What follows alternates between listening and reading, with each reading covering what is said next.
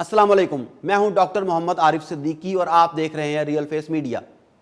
ناظرین، میں آپ کے سامنے جھوٹے مدعیان نبوت کے تعارف پر مشتمل سلسلہ وار ایک سیریز پیش کرنے جا رہا ہوں۔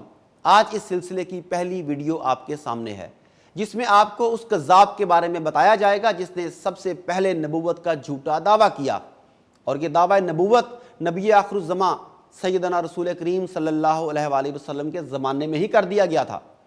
یہ سب سے پہلا جھوٹا مدعی نبوت اسود انسی تھا۔ اس کا نام اہلا بن کعب بن عوف انسی تھا۔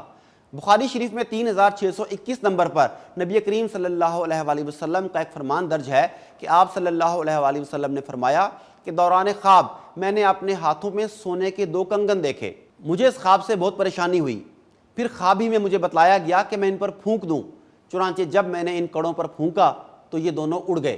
میں نے اس سے یہ تعبیر لی کہ میرے بعد جھوٹے نبی ہوں گے۔ راوی کہتے ہیں کہ ان میں سے ایک اسود انسی اور دوسرا یمامہ کا مسیلمہ کذاب تھا۔ ناظرین، میں جھوٹے مدعیان نبوت کے سلسلے میں آج اسی جھوٹے مدعی نبوت اسود انسی کا تعارف پیش کرنے جا رہا ہوں۔ اس کذاب کا تعلق یمن سے تھا۔ یہ خاتم الانبیاء سید المرسلین سیدنا رسول کریم صلی اللہ علیہ وآلہ وسلم کی حیات مبارکہ میں دعوی نبوت کرنے والا پہلا شخص تھا۔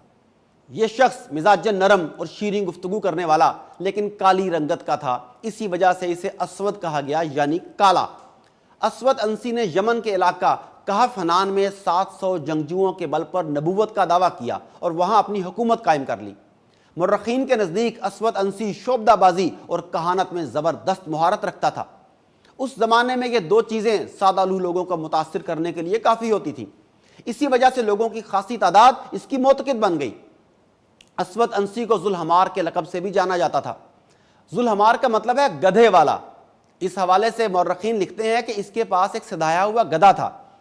یہ جب اس کو کہتا خدا کو سجدہ کرو تو وہ فوراً سربسجود ہو جاتا۔ اسی طرح جب اس گدھے کو بیٹھنے کو کہتا تو بیٹھ جاتا، کھڑے ہونے کو کہتا تو کھڑا ہو جاتا۔ لوگ اس سے بہت متاثر ہوئے کہ گدھا بھی اس کا حکم مانتا ہے۔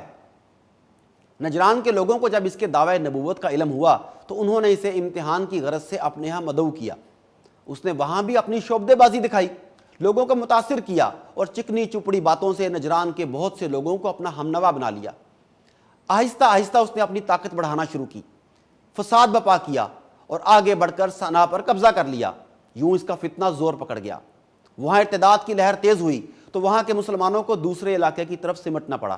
سب سے پہلے اس نے نجران پر ہی فوج کشی کر کے عمر بن حزم اور خالد بن سعید کو وہاں سے بے دخل کیا اور پھر بتدریج پورے یمن پر قبضہ کر لیا۔ عمر بن حزم اور خالد بن سعید نے مدینہ منورہ پہنچ کر سارا قصہ سیدنا نبی کریم سے عرض کیا، جس پر آپ صلی اللہ علیہ وآلہ وسلم نے یمن کے بعض سرداروں اور اہل نجران کو اسود کے خلاف جہاد کا حکم نامہ تحریر فرمایا، اور یوں یہ لوگ باہم ربط اسود کے خلاف متحد ہو گئے اور اسے ختم کر دیا۔ ناظرین، اس حوالے سے تفصیل کچھ اس طرح ہے کہ فارس کے ایک باشندے بازان کو کسریٰ نے ایک یمن کا حاکم بنایا تھا۔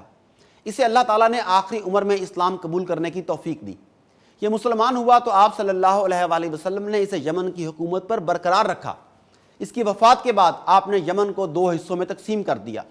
ایک حصہ بازان کے بیٹے شہر بن بازان کو دیا اور کچھ حصے پر سیدنا ابو موسیٰ اشعری رضی اللہ تعالیٰ عنہ کو اور سیدنا معاذ بن جبل رضی اللہ تعالیٰ عنہ کو مقرر فرما دیا۔ بازان کے بیٹے کے علاقے میں اسود انسی نے خروج کیا اور شہر بن بازان کو قتل کر دیا اور شہر کی بیوی کو اپنی کنیز بنا لیا۔ کتب تاریخ میں شہر کی بیوی کا نام مرزبانہ مذکور ہے۔ وہ اسود انسی کی کنیز نہیں بننا چاہتی تھی۔ مرزبانہ کے چچا زاد بھائی اور نبی کریم صلی اللہ علیہ وآلہ وسلم کے صحابی سیدنا فیروز دیلمی کو اس کا علم ہوا تو انہوں نے اس سے خفیہ رابطہ کر کے اسود کے قتل کے لیے منصوبہ تیار کر لیا۔ ناظرین، میں یہ بھی بتاتا چلوں کہ ایک روایت میں یہ بھی ہے کہ سیدنا فیروز دلمی شاہ حبشہ کے بھانجے تھے، جنہوں نے اسلام قبول کرنے کے بعد اشاعت دین کے لیے بے پناہ خدمات سر انجام دیں، اور یہ نبی کریم صلی اللہ علیہ وآلہ وسلم کے جان نثاروں میں سے تھے۔ بہرحال وہ مرزبانہ کو اسود سے نجات دلانے اور انتقام لینے کے لیے مواقع ڈھونڈنے لگے۔ اسی دوران آپ صلی اللہ علیہ وآلہ وسلم کا حکم نامہ بھی موصول ہو گیا، جس میں لشکر کشی کی بجائے صرف ہدف کو نشانہ بنانے کی تلقین کی گئی تھی تاکہ خون خرابے سے بچا جا سکے۔ اس لیے یمن کے مسلمان اسود کے خلاف لشکر کشی کی بجائے اس کے گھر میں گھس کر فوکسڈ حملے کے ذریعے اسود انسی کذاب کو جہنم رسید کرنے کی منصوبہ بندی کرنے لگے۔ مقصد یہ تھا کہ خون خرابے کے بغیر ہی یہ مہم سر کر لی جائے اور نبی کریم صلی اللہ علیہ وآلہ وسلم کی ہدایات پر عمل یقینی بنایا جائے۔ اسی منصوبہ بندی کے تحت نبی کریم کے جانثار فیروز نے اپنی تایہ زاد بہن اور شہر بن بازان کی بیوی مرزبانہ کے ذریعے اسود تک رسائی حاصل کر لی۔ جب منصوبہ کے مطابق مقررہ رات آئی تو مرزبانہ نے اسود کو شراب کثیر مقدار میں پلا دی، جس سے وہ مدہوش ہو گیا۔ مرزبانہ کی مدد سے فیروز اپنے ساتھیوں کے ہمراہ محل میں داخل ہوا اور کذاب اسود کے کمرے میں گھس کر اس کی گردن توڑ کر اسے مار ڈالا۔ اسود انسی کے گلے سے خر خر کی آوازیں سن کر پہرے دار آگے بڑھے، مگر مرزبانہ نے یہ کہہ کر انہیں روک دیا کہ خبردار، آگے مت جانا، تمہارے نبی پر وحی کا نزول ہو رہا ہے۔ فیروز نے محل سے باہر نکل کر اس کذاب کی موت کی خبر سنائی تو سب پر سکتہ طاری ہو گیا۔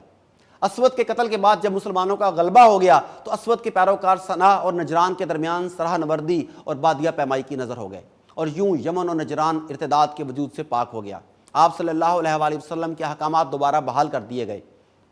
اسود انسی پہلا کذاب تھا جو سیدنا رسول کریم صلی اللہ علیہ وآلہ وسلم کے حکم پر آپ کی حیات مبارکہ میں ہی اپنے انجام کو پہنچا۔ سیدنا جبریل علیہ السلام نے آپ صلی اللہ علیہ وآلہ وسلم کو اس بات کی خبر دی تو آپ صلی اللہ علیہ وآلہ وسلم نے صحابہ کو خوشخبری سنائی کہ فیروز کامیاب ہو گیا۔ لیکن جب قاصد یہ خبر لے کر مدینہ پہنچا تو اس وقت تک رسول کریم صلی اللہ علیہ وآلہ وسلم وفات پا چکے تھے۔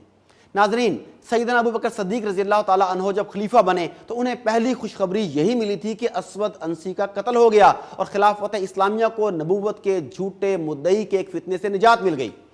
یوں یہ معاملہ اپنے انجام کو پہنچا اور تاریخ میں درج ہو گیا کہ ہر جھوٹے مدعی نبوت کے لیے نبی کریم صلی اللہ علیہ وآلہ وسلم کی وہی ہدایات ہیں جو اسود انسی کے لیے تھیں۔ ناظرین، اپنے ایمان کی حفاظت کیجئے اور اگلی ویڈیو تک کے لیے مجھے اجازت دیجئے۔ اللہ نگہبان۔